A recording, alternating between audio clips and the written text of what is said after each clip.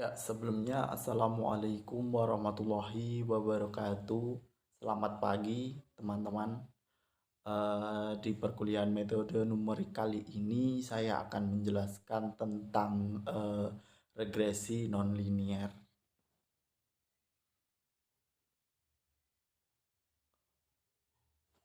Untuk penjelasan materi kali ini, yang pertama yakni menjelaskan regresi nonlinier, yang kedua analisis regresi nonlinier, yang ketiga yakni prosedur linearisasi, yang keempat model-model linier.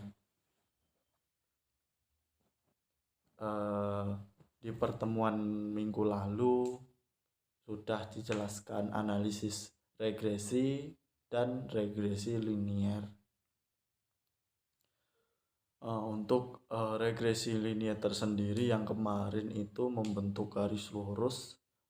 Sedangkan pertemuan kali ini materinya adalah regresi nonlinier ini membentuk garis lengkung.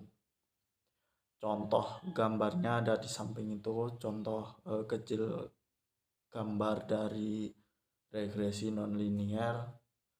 Ada model beberapa contoh dari kuadratik dan kubik. Itu adalah model dari regresi nonlinier. Untuk penjelasan regresi nonlinier ini tersendiri yakni ada dua penjelasan yang saya masukkan. Yang pertama, regresi nonlinier ini adalah suatu metode untuk mendapatkan model nonlinier yang menyatakan hubungan variabel dependen dengan variabel independen.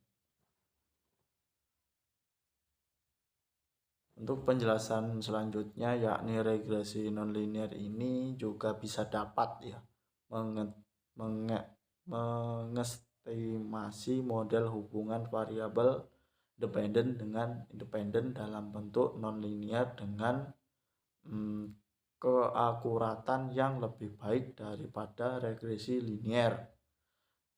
Dikarenakan juga dalam mengestimasi model dipastikan integrasi dengan menggunakan metode algoritma untuk pengukuran dari regresi nonlinier ini tersendiri. Untuk rumusnya bisa teman-teman lihat model dari regresi nonlinier ini yakni sebagai berikut: Y sama dengan F dan di dalam kurung itu ditambah dengan itu. Jadi rumusnya sebagai berikut ini.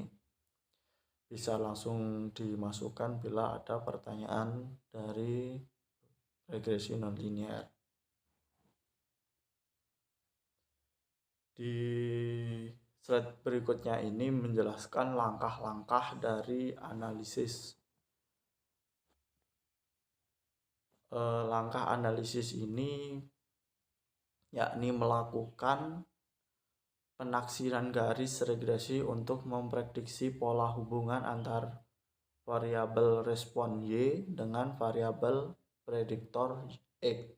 Hal ini dapat dilakukan dengan melihat scatter plot atau antara Y dan X. Jadi gambar dari garis lengkung tersebut, scatter plot, itu dari sumbu Y dan sumbu X. Untuk model linier memiliki kurva yang membentuk garis lurus, sedangkan untuk model non-linear ini membentuk kurva yakni garis lengkung.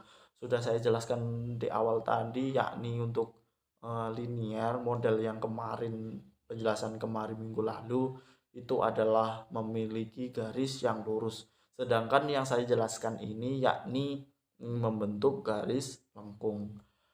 Untuk persamaan matematis model regresi nonlinier ini ada dua contoh.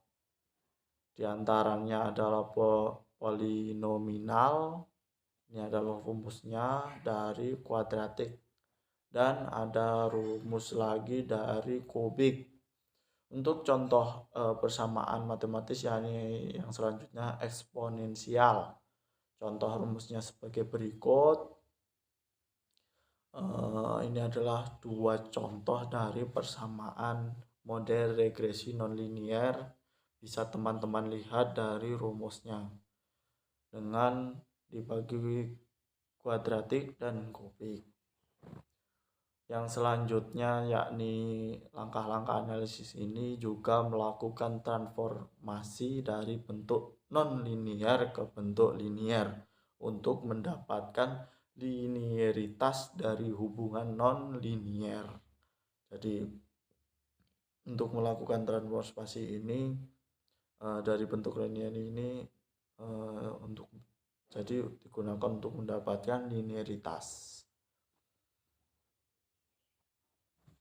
Yang selanjutnya adalah model dari nonlinear ini. Ada beberapa tabel di bawah yakni menjelaskan beberapa bentuk model nonlinear yang dapat dan tidak dapat ditransformasikan ke model linier.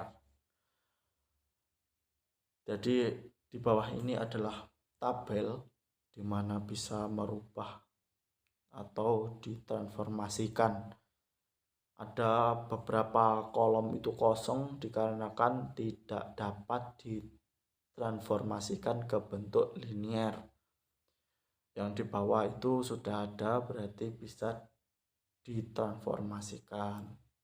Ini adalah contoh dari nonlinier.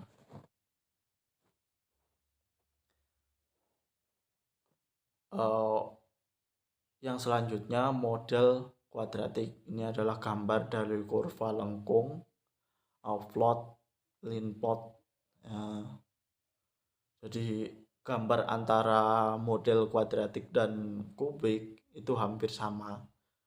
Yang membedakan hanya pada ukuran saja.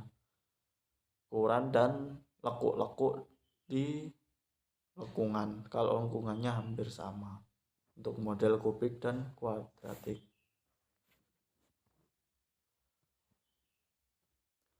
Yang selanjutnya saya akan jelaskan prosedur linearisasi memiliki kelemahan untuk masalah-masalah tertentu. Yang pertama yakni proses konvergenannya mungkin berjalan sangat lambat.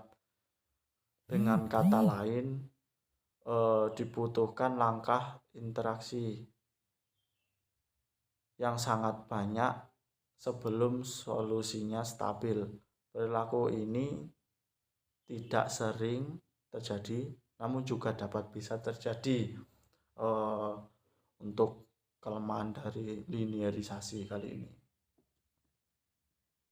Kelemahan yang berikutnya yakni ada kalanya solusinya berosilasi terus berganti-ganti arah dan sering naik turun jumlah kuadrat tersebut, walaupun pada akhirnya solusi mencapai kestabilan. Jadi naik turunnya kuadrat tersebut itu kadang tidak terkendali, tapi pada akhirnya untuk mencapai kestabilan itu sangat pasti di dalam linearisasi. Ini adalah kelemahan yang kedua. Untuk kelemahan yang ketiga yakni proses interaksi tidak konvergen sama sekali atau bahkan divergen sehingga jumlah kuadrat galat ini naik terus tanpa batas. Jadi jumlah kuadratnya itu naik tanpa batas untuk konvergen dan divergen. Mungkin itu saja penjelasan dari saya tentang regresi nonlinier. Mohon maaf kalau ada kesalahan atau kurang jelas dari materi saya. Saya mengucapkan banyak-banyak beribu maaf. Mungkin itu saja yang bisa saya sampaikan. Sekian, terima kasih. Wassalamualaikum warahmatullahi wabarakatuh.